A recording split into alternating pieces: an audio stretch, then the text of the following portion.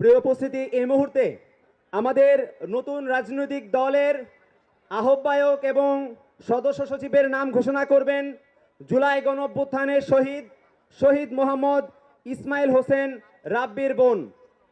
মঞ্চে আসার জন্য অনুরোধ করছি শহীদ মোহাম্মদ ইসমাইল হোসেন রাব্বির বোন মিম আক্তার আপুকে।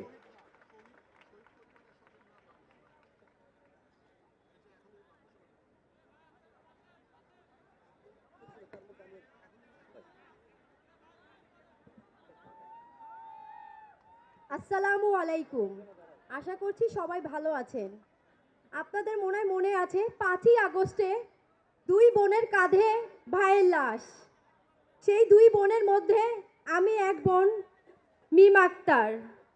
ইতিহাসের পাতায় কখনো হয়তো দেখা হয়নি বোনের কাঁধে ভাইয়ের লাশ।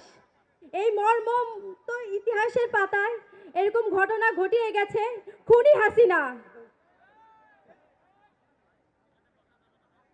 আমি শহীদ ইসমাইল হোসেন রাব্বির বোন 2024 সালের গণঅভ্যুত্থানের পর ছাত্র জনতার নেতৃত্বে যে নতুন রাজনৈতিক দলটি বাংলাদেশে আত্মপ্রকাশ করতে যাচ্ছে তার নাম জাতীয় নাগরিক পার্টি। আমি প্রথমে জাতীয় নাগরিক পার্টির আহ্বায়কের এবং সদস্য সচিবের নাম ঘোষণা করছি। জাতীয় নাগরিক পার্টির আহ্বায়ক ও সদস্য সচিব জুলাই গণঅভ্যুত্থানের অগ্রনায়কগণ এবং এক দফার ঘোষক আহ্বায়কের নাম হচ্ছে নাহিদ ইসলাম এবং সদস্য সচিব আক্তার হোসেন।